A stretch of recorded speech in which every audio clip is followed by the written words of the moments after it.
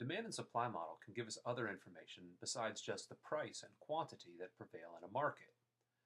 For instance, if we just look at a demand curve, we would see that there are prices that people are willing and able to pay, but they don't have to pay.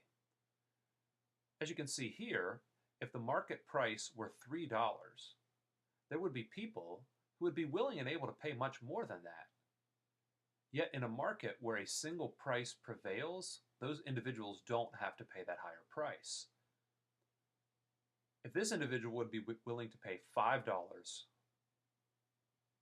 and this individual would be willing to pay $4, we would say, well, these individuals are getting some sort of a deal. While the price is $3, they'd be willing to pay more. In a sense, that deal that these people receive is of an extra value to them. We refer to this as consumer surplus. The value to a consumer above the price that they're paying for a good.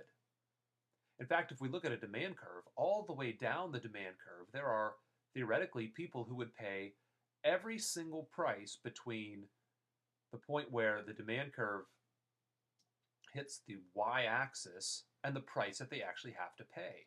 And if we add all of those areas together, we would get the total market consumer surplus. Now that's a really good thing for the consumer, but what about the producer?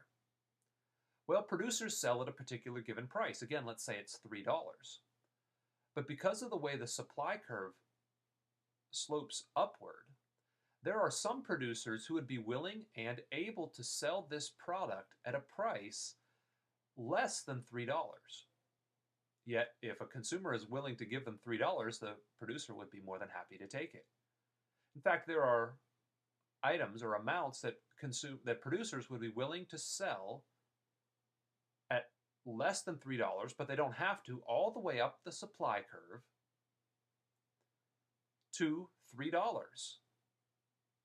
This area is referred to as the producer surplus. It is the value to the seller that exists above their cost of production.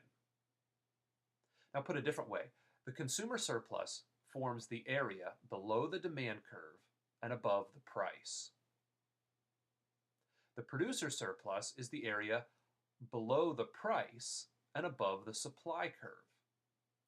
If we put these two things together in a market, we find that the price that is paid, the equilibrium price, creates a situation where the buyer gets some extra benefit and the seller gets some extra benefit. If we add those two surpluses together, we get the total societal surplus from the transaction. Interestingly, at any other price quantity combination, the total surplus will diminish. See here, if we put a price at, say, $6, then fewer people will be willing and able to buy, even though there'll be a lot of people willing and able to sell. But because there are fewer consumers, the total consumer surplus shrinks, and the total producer surplus shrinks as well.